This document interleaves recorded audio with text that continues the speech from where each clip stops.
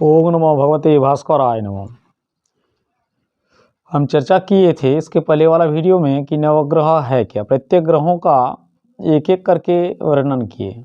लेकिन चूंकि हमारे जीवन में ग्रह और ग्रह के बारे में क्यों चर्चा किए, तो जो चीज़ हम लोग ग्रहण करते हैं उसी से नवग्रह हमारे शरीर के अंदर है। जैसे कि मस्तक सूर्य का प्रतीक है, आँख जिसमें हम लोग दर्शन करते हैं ये चंद्र के प्रतीक है, बुद्धि बुध का प्रतीक है। जैसे खून हम लोग देखते हैं मंगल का प्रतीक है।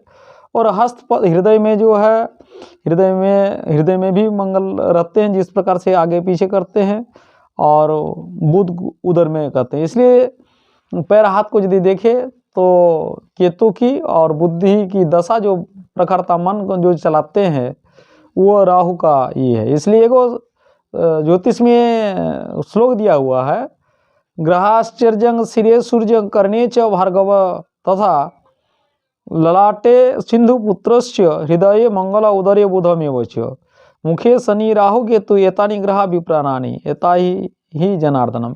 अर्थात प्रत्येक जीवों में सबो नवग्रहों जो है मनुष्य के शरीर के अंदर ही है। तो अगर ये सब जो जिस प्रकार से हम लोग खाना खाते हैं, जैसे रस बनते हैं, उसी प्रकार से हमारा मन भटकता है।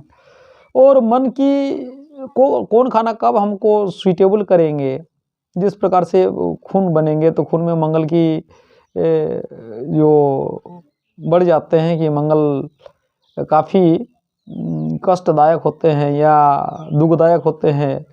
तो इस प्रकार की शांति के बारे में, तो इसको कैसे हम लोग कंट्रोल करें, भोजन कैसे करें, इसमें से क्या हमें खाना चाहिए क्या नहीं खाना चाहिए, तो इस सभी के बारे में एक एक करके प्रत्येक खाना और हमारे शरीर के किस किस अंगों में कौन कौन ग्रहों का क्या अवस्थान है, ये सभी चीज़ों के बारे में नहीं करते हैं। जैसे हम लोग जानते हैं कि ये 10 महाविद्या का पहले वो जन्म लिए, तो 10 महाविद्या हमारे शरीर में ही वो शक्ति देते हैं। इसलिए 10 महाविद्या महाशक्ति ग्रह एवं जो हम लोग चक्र के बारे में देते हैं, तो 60 चक्र से हमारे शरीर बने हुए हैं।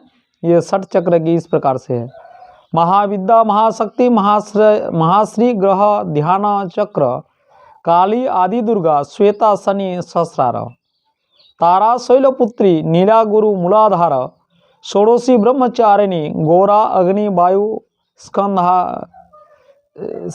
स्वाधिष्ठानम भुवनेश्वरी चंद्रग्रहा अरुणा शुक्र मणिपुर भैरव कुष्मांडा सिंधुरा रवि अनाहत छिन्न मस्ता स्कंध मातक छिन्न राहु केतु विशुद्धा धूम्रवती कैत्यायनी धूमा चंद्र आज्ञा बगलामुखी कालरात्रि पीत मंगल भानु मातंगी महागौरी श्यामा बुध सोम कमला सिद्धदात्री कांचना करुणा निर्वाणम। तो ये जो हम लोग जानते हैं कि 60 चक्रों से, यानी मूलाधार ये जो कुंडलिनी है, 60 कुंडली से ये शरीर बने हुए हैं। 10 महाविद्या इसी कुंडलिनी में शक्ति प्रदान करते हैं, उससे शरीर बनते हैं, उससे शरीर चलते हैं। तो जैसे बहुत सारे संप्रदायों में कुंडलिनी जागरण करते हैं, देखा जाए तो वो ध्यान योग तप से कुंडलिनी जागरण करते हैं। लेकिन अगर यदि ये नवग्रहों से ही हम काम करें, यदि 10 महाविद्या का पूजा पाठ करें, यदि इनमें से चाहे शैलपुत्री हो, चाहे काली हो, चाहे तारा हो, चाहे भुवनेश्वरी हो, चाहे भैरवी हो, चाहे छिन्नमस्ता हो, इनकी क्रिया करें, यह भगवत क्रिया से भी ये कुंडली जागरण होते हैं। तो अगर हम लोग कुंडलिनी की बात करेंगे तो कुंडलिनी जैसे मूलाधार बोलेंगे तो मूलाधार ये 4 पद्म का होता है, ये लंग वर्ण से है।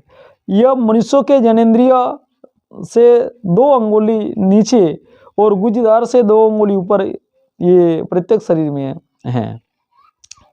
उसके बाद अगर कुंडलिनी चक्र में देखेंगे स्वाधिष्ठान चक्र, तो स्वाधिष्ठान चक्र जो है ये जनेंद्रिय के सामने होते हैं, ये 6 पदों से होते हैं। और इसके आगे यदि चलेंगे तो मणिपुर नाभिमूल में होते हैं, ये 12 पद्मों में ये निवास करते हैं।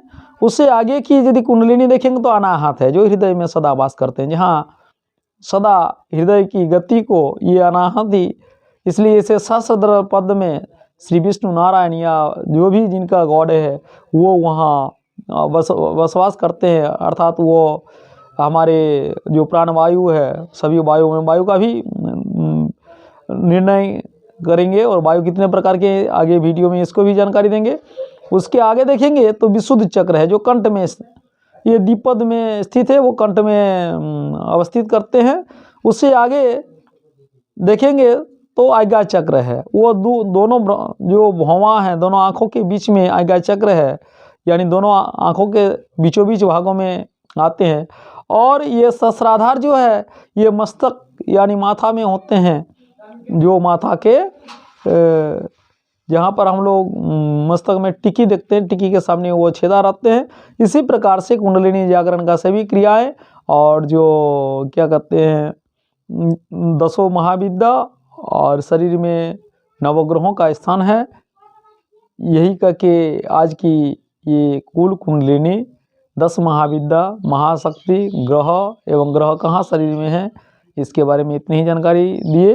अगर ये वीडियो किसी को अच्छा लगे तो मैं दर्शकों से ये आग्रह करूँगा, विनम्र निवेदन करूँगा कि छोटा सा सब्सक्राइब बटन दबाकर हमें आर्थिक रूप से मदद करें, ताकि मैं आगे का वीडियो इस प्रकार से बनाते रहूं। और ये ज्योतिष और जीवन और ये जगत, ज्योतिष, जीवन और जगत के बारे में मैं वीडियो सदा बनाते रहूँगा। यह कह के मैं फिर निवेदन करता हूँ कि थोड़ा कृपया ये चैनल सब्सक्राइब कर दीजिए। जय भगवते भास्कराय नमः।